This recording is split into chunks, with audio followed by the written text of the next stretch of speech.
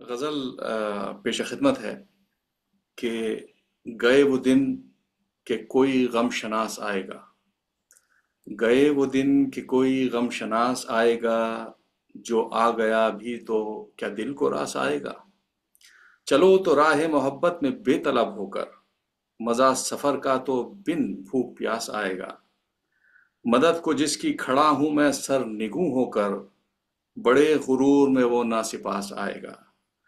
वो साफ गो है मगर बात का हुनर सीखे, बदन हंसी है तो क्या बेलिबास आएगा।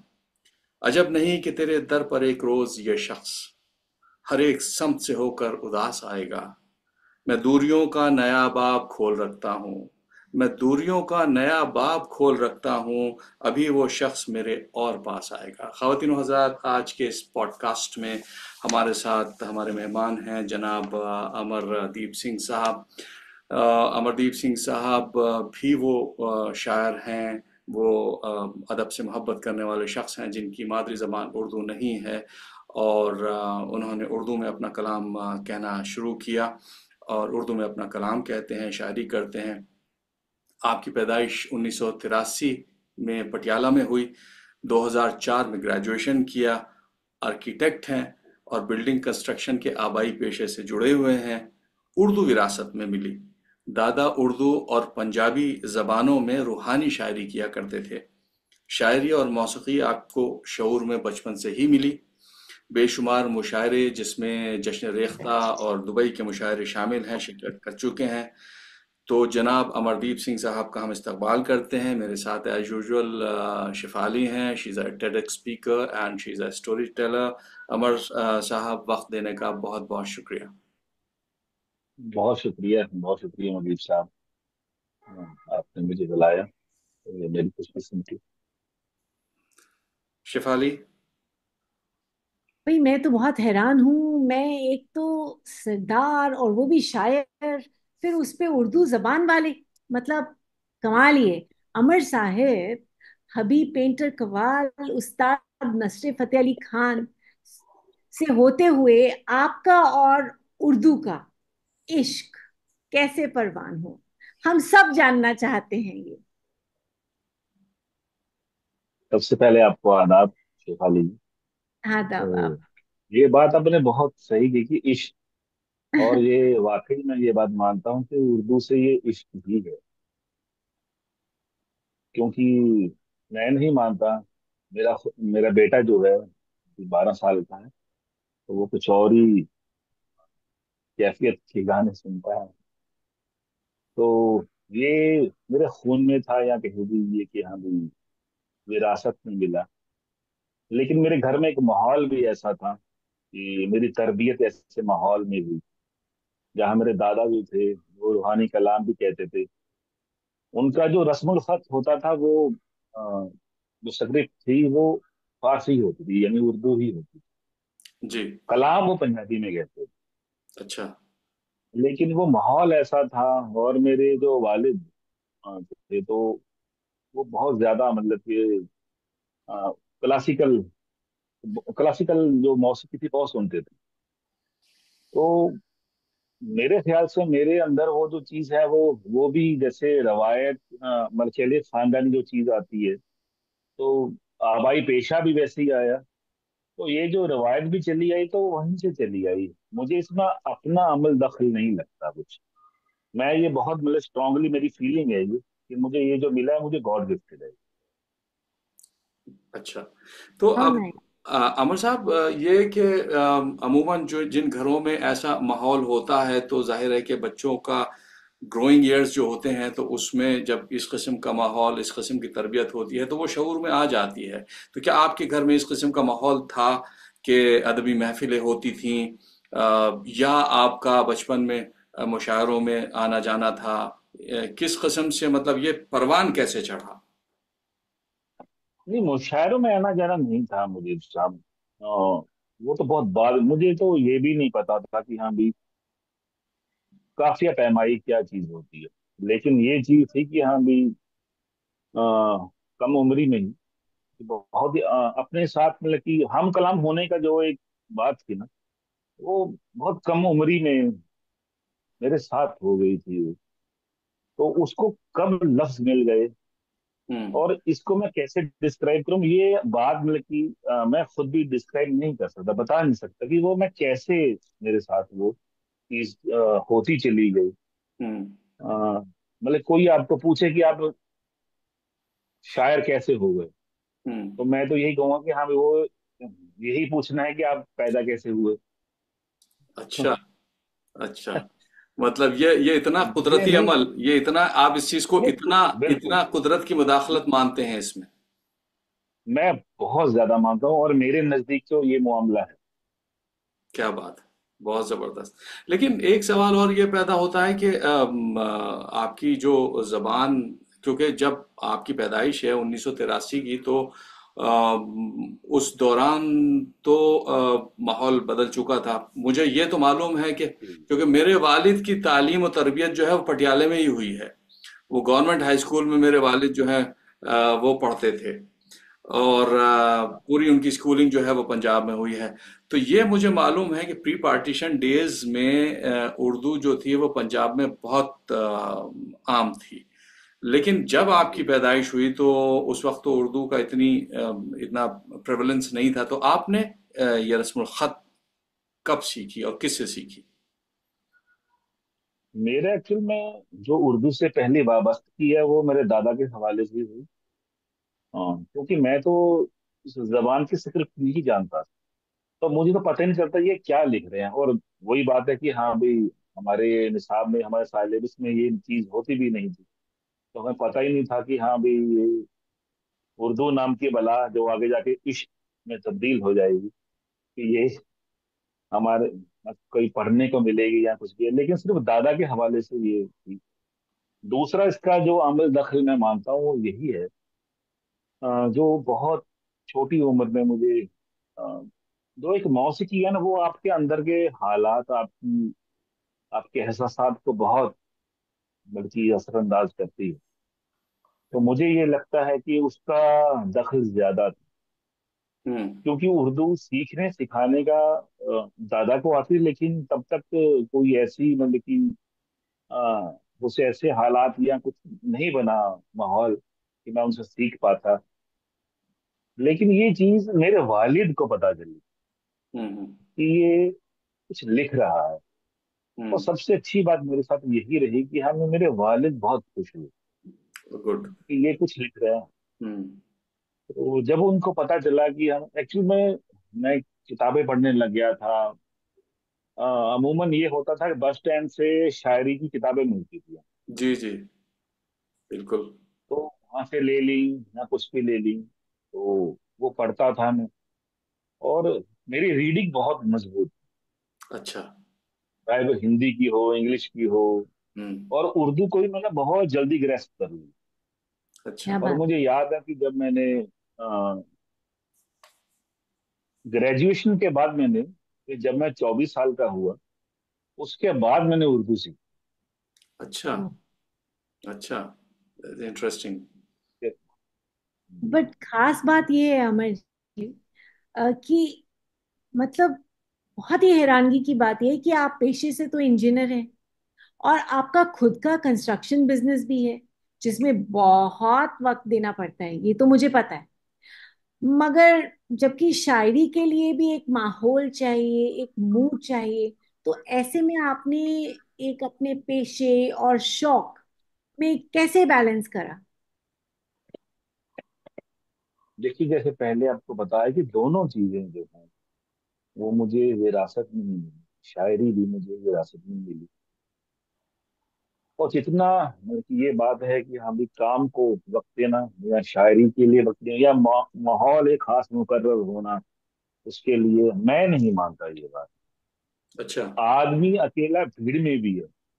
हम्म। हाँ। और माहौल, जो माहौल है वो अंदर का होता है, बाहर का माहौल तब मायने नहीं रखता जब आपका अंदर का माहौल आपके इख्तियार में आ जाए।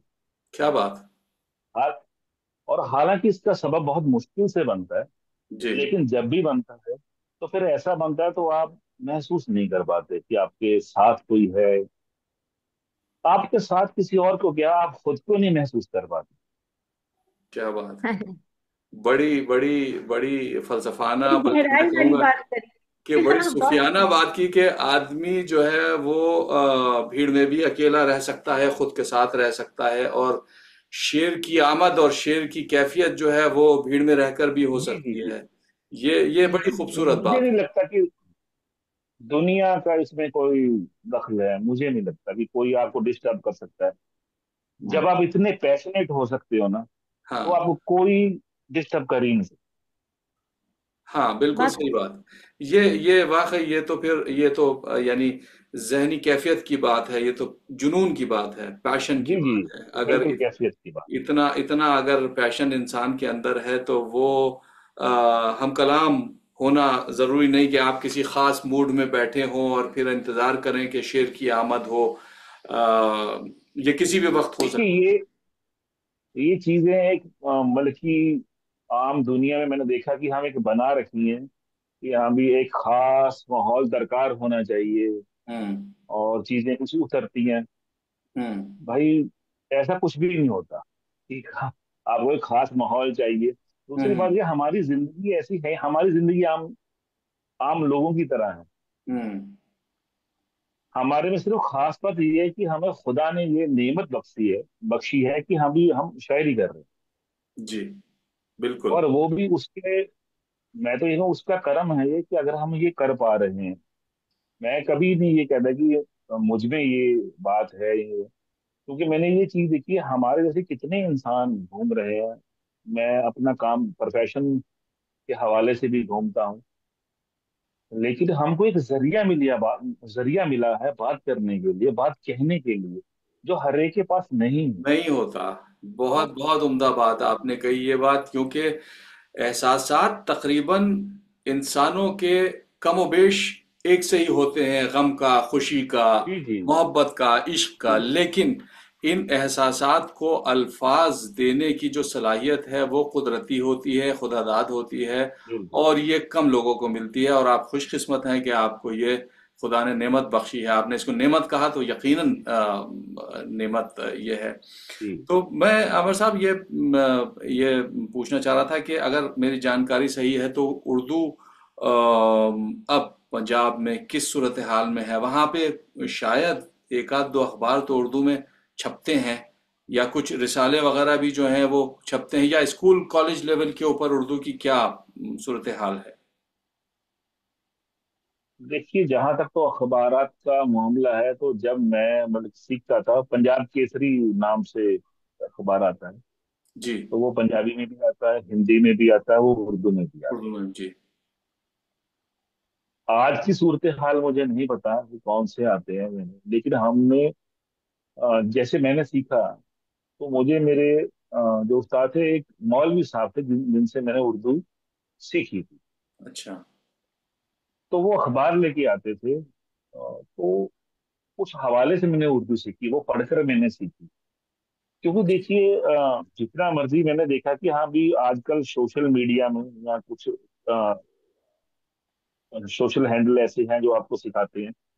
लेकिन बजाते खुद जब आप अपने हाथ में स्क्रिप्ट नहीं ना पकड़ते, सही उसका बात। किताब का या उस पेपर का, मतलब कि जब आपको कह लीजिए कि हाँ, उसकी खुशबू नहीं आती, सही बात, बिल्कुल सही बात। वो तो गुलजार वो साहब ने एक कहा, वो अलग ही। मैं कता कलाम, वो गुलजार साहब ने कहा ना कि वो जायका जो मुंह में हाथ लगाकर वरख बिल्कुल। पलटने का जो जायका है वो जब तक नहीं आता तो वो तहरीर पढ़ने का मजा वही समझ सकते हैं जिनको किताब पढ़ने जी का जी शौक है और उससे इश्क है, मोहब्बत है। बिल्कुल सही बात। जी। जी। बिल्कुल सही है लेकिन आज की अमर। डेट में शायद मतलब कि अखबार का मुझे इतना नहीं पता कि आज की डेट में आती है या कुछ है। लेकिन जहाँ आपने कहा कि हाँ भी स्कूल में या कॉलेज में, वो मामला पंजाब में नहीं है। नहीं। जी। बिल्कुल भी नहीं है। जी। एक बात और बताइए अमर साहब जी, ये पिछले दौर के कौन कौन से शायर हैं जो आपको पसंद हैं, और मौजूदा दौर में आपके पसंदीदा शायर कौन है, ये बताइए। बिकॉज हर इंसान के अपने अपने होते ही हैं फेवरेट्स। सही बात। ये फेवरेट है। जो अगर कदीम शायरों की बात की जाए तो गालिब और अमीर मिनाई को मैंने बहुत पढ़ा। अच्छा। अ, और उनसे मतलब कि जो मुझे पसंद आए, हालांकि पढ़ा पढ़ा बहुतों को पढ़ा, लेकिन मैं कोई मुस्ंद हवाला नहीं दे सकता हम्म। कि हाँ मैं इसे तो, लेकिन गालिब और अमीर बिनाई को मैंने बहुत पढ़ा और जो मुझे पसंद है। हम्म। उसके बाद अगर बात करूं तो मैं सबसे ज्यादा जो मैंने पहली किताब पढ़ी थी वो नरेश कुमार शाद, एक शायर हुए। अच्छा। अच्छा। तो नरेश कुमार शाद को मैंने पढ़ा। उसके बाद शकीब जलाली, साहिर लुधियानवी, हम्म। इन लोगों को पढ़ता चला गया। और पसंदीदगी की जहां तक बात है तो वो अहमद फराज मुझे गजल के मामले में बहुत बहुत पसंद आए। हम्म। और दो बातें होती हैं देखिए, जब आप एज ए मतलब एक कारी के तौर पे, एक पाठक के तौर पे पढ़ते हैं तो आपकी पसंद अलग होती है। जब आप खुद शेर कहने लग जाते हैं तब आपकी पसंद तब्दील होती जाती है। सही बात। बिल्कुल सही, बिल्कुल सही। तो मुझे तो लगता है कि ये कोई गजल के कमी होगा। हाँ, कि कोई कमी होगा, जो आप शायरों का नाम ले रहे हैं, कोई कमी होगा जो उन्हें पसंद नहीं करता होगा, स्पेशली गालिब को, क्यों मुजीब? बिल्कुल सही बात। नहीं, जो जिन कुछ नाम ऐसे हैं जो शायद हमने न सुने हों, लेकिन गालिब और अमीर मीनाई और अहमद फराज तो ये संग मील। गालिब तो खैर उनके उनके लिए तो खैर हमारे पास वो अल्फाज नहीं हैं, लेकिन ये कि बिल्कुल। हमसे पिछली जनरेशन में अहमद फराज साहब का तो मकाम बहुत ही ऊपर अहमद है। अहमद फराज साहब का मुझे गजल एज ए क्राफ्ट बहुत अच्छी लगती है। जी। और सहले मुमतना में मैं जिनसे मतलब मुतासिर हुआ वो जॉन एलिया से। अरे वाह। जी। क्योंकि जब आप बतौर शायर मतलब कि आप किसी को पढ़ते हैं तो आप हर एक चीज को मतलब कि नोटिफाई करते हैं। बिल्कुल। तो पाठक के तौर पर तो आपके ऊपर सिर्फ उसकी कैफियत तारी होती है। सही। तो उस हवाले से तो बहुत शायर होते हैं, लेकिन कोई वही बात है कि किसी का मुश्किल कलाम किसी का अच्छा चलता, अच्छा लगे आपको, ये मामला बहुत कम होता है। जी। लेकिन ये मामला मेरा अहमद फराज साहब और जॉन एली के साथ बहुत रहा, हम्म। एज ए कारी बहुत रहा। तो मैं उनके मतलब कि असर में बहुत रहा। हम्म। अच्छा, तो कंटेम्प्रेरी शायरों में आप कौन, आप को कौन ये लगता है कि बहुत वजन है, सब्सटेंस है? देखिए आज के दौर में जो सोशल मीडिया है ना, वही एक आपके पास जरिया है पढ़ने का या कुछ और। मैं ईमानदारी से ये बात कह रहा हूँ नदीम साहब आपको, जी। मतलब कि किताब लेके बैठने का, देखिए वो लोग बहुत खुशनसीब हैं जो आज की डेट में भी किताब से शायरी पढ़ रहे हैं। सही बात। सही बात। सही, बिल्कुल बिल्कुल सही सही। बात। और ये पढ़नी चाहिए। जी। और ये आपके हालात के ऊपर डिपेंड करता है आपकी। हम किसी को इसके ऊपर, मैं ये नहीं मानता, लोग कई बार कह देते हैं कि यार ये बंदा मोबाइल से पढ़ता है, ये पढ़ता है।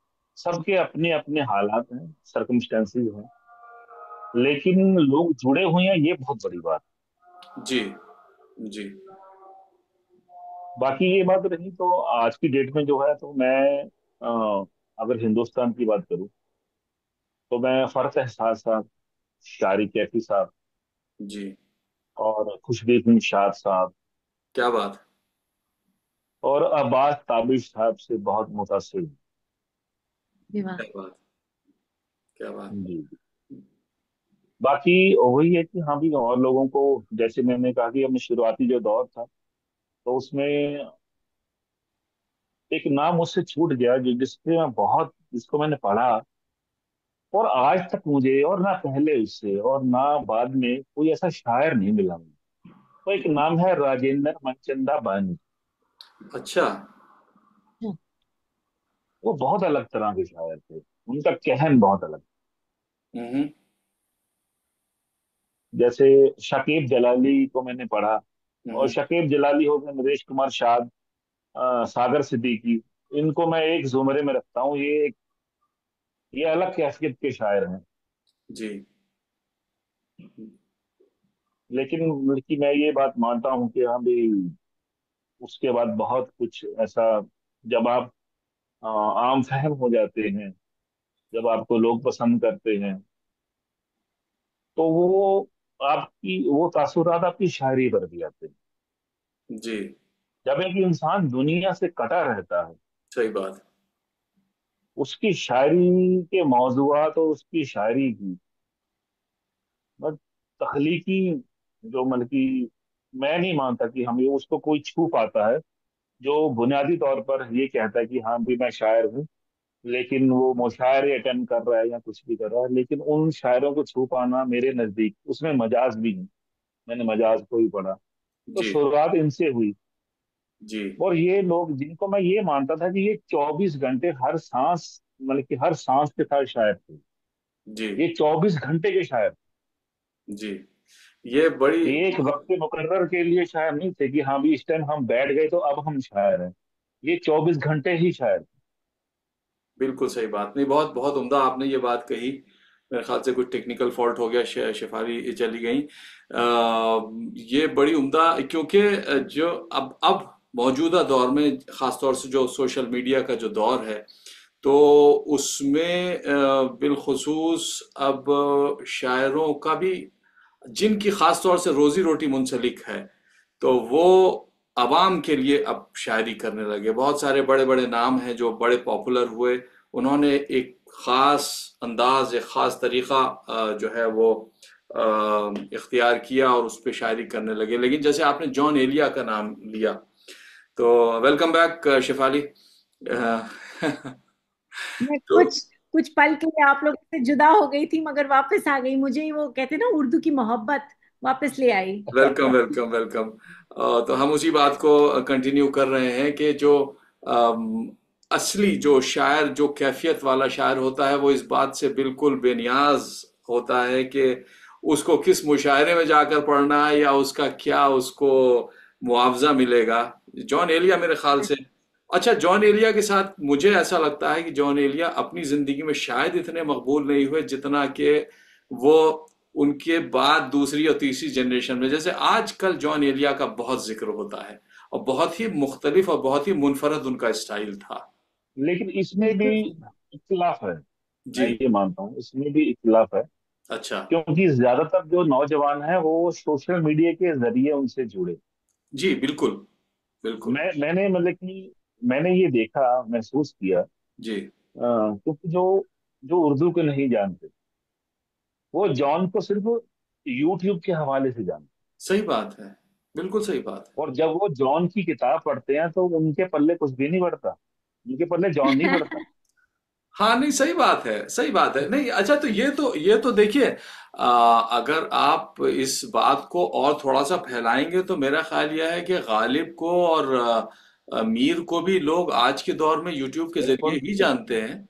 आज बिल्कुल सही। आपने तो ये बात कही है कि नहीं, मीर के साथ ये नाइंसाफी कम है, उनको पढ़ने वाले ज्यादा जानते हैं। अब वो जो एकेडमिक वाले जो लोग हैं, जो उसको उर्दू को एकेडमिकली पढ़ते हैं, तो वो तो जाहिर है मीर को और ज़ौक़ को और दाग को उस तरीके से पढ़ते हैं।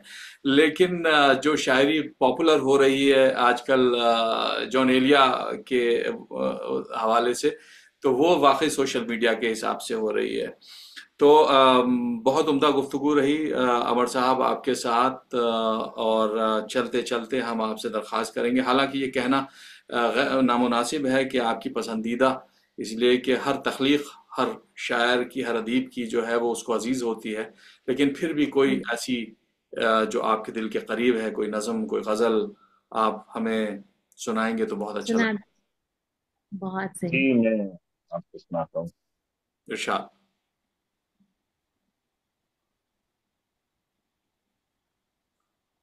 गजल का मतला ही आप समझ रहा कि बात कहने को नहीं, बात कहने को नहीं। लफ्ज मयसर मुझको, वाह। हाँ। और सब लोग समझते हैं सुखनवर मुझको। क्या बात। वाह। वाह। खुद से छुपने का हुनर हो तो बताए कोई, खुद से छुपने का खुद हुनर। से छुपने का हुनर हो तो बताए कोई, देखता रहता है एक शख्स बराबर मुझको। वाह। वाह, वाह। क्या बात। खुद से छुपने का हुनर हो तो बताए कोई, देखता रहता है एक शख्स बराबर मुझको, बहुत उम्दा। खींचती रहती है, खींचती रहती है एक चाह, मगर फर्क ये है, वाह खींचती रहती है एक चाह, मगर फर्क ये है, तुझको बाहर की तरफ और मेरे अंदर मुझको। वाह वाह वाह। अरे वाह। क्या बात, हाँ। क्या बात, बहुत तुझको बाहर शुक्रिया। की तरफ मेरे अंदर मुझको। क्या बात। तुझको बाहर की तरफ और मेरे अंदर मुझको, वाह ऐसा फैलाव, ऐसा फैलाव कहाँ रोज बहम होता है, वाह। ऐसा फैलाव कहाँ रोज बहम होता है, बहुत सुंदर। मैं समंदर को निहारूं तो समंदर मुझको। वाह। अरे क्या वाह। बात। मैं समंदर को बहुत निहारूं तो शुक्रिया। समंदर मुझको।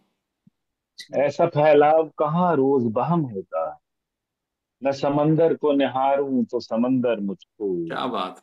दिल ने, दिल ने दुनिया के तमाशों पे कनात कर ली, दिल ने दुनिया के तमाशों पे कनात कर ली। दिल ने दुनिया के तमाशों पे कनात कर ली, क्या बात। वरना कर देता मेरा पीर कलंदर मुझको। वाह अरे वाह। क्या वाह। बात, क्या बात। क्या बात। बड़ा खूबसूरत शेर, बहुत बहुत शुक्रिया। उम्दा। क्या बात। बहुत शुक्रिया। बहुत उम्दा। एक गजल आपको बहुत सुना देता हूँ। इरशाद।